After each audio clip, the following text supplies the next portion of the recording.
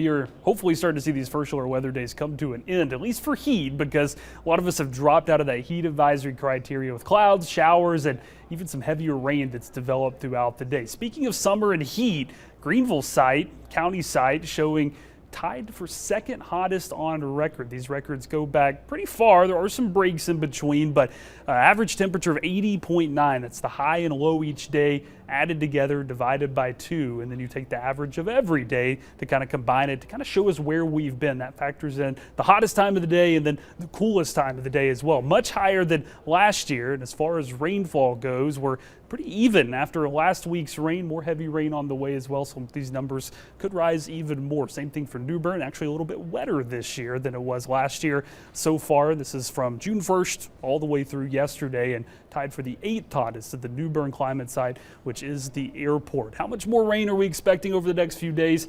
Going to be another nice soaker for a lot of locations. Not all going to come at once. You can see tonight and this evening and tonight's rain, mostly 1/4 to a 1/2 inch if you see some rain, but maybe an isolated 1 to 2 in spots along the coast. And as we head into tomorrow, especially through Thursday evening, that's our highest chance of rain. See a widespread 1 to 3 possible, with more rain coming as we head into the weekend. So right now, no big signals for any flash flood threat, other than maybe a little bit of minor street flooding at times as the rain's actively falling, but that rain should be able to drain once the rain starts to let up a little bit. For instance, you can see Washington saw a downpour earlier, still some puddles, but not quite as wet as it was earlier, and then the sun came back out. A little more overcast in Pitt County right now, thanks to a few showers in the area. Notice there are some clusters of stronger storms, mostly isolated severe storms. We'll have to watch for something similar to what's up in Virginia to move through late tomorrow evening. And out there right now, really just cloud cover helping with the heat,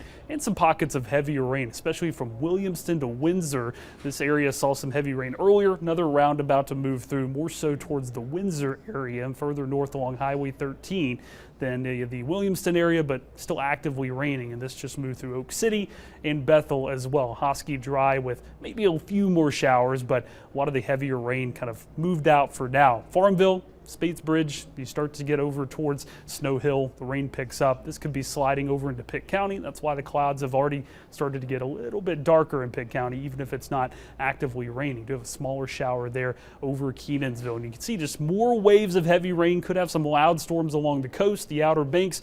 Through the early morning hours of Thursday, atmosphere reloads. Then we get a broken line of showers and thunderstorms that moves through, and we do it all over again as we head into Friday and Saturday. The rain just keeps coming off and on. Right now, the severe threat, very low, level 1 risk. Wind would be the main concern. With the clouds and rain in the area, heat index values not that concerning any longer. Still very windy though, and still watching this area as we head into August for tropical development. But over the next week or two, just not much or really anything expected to develop, though we'll keep our eye on it. It's nice to see the rain chances back, but it's really nice to see highs in the 80s rather than closer to 100.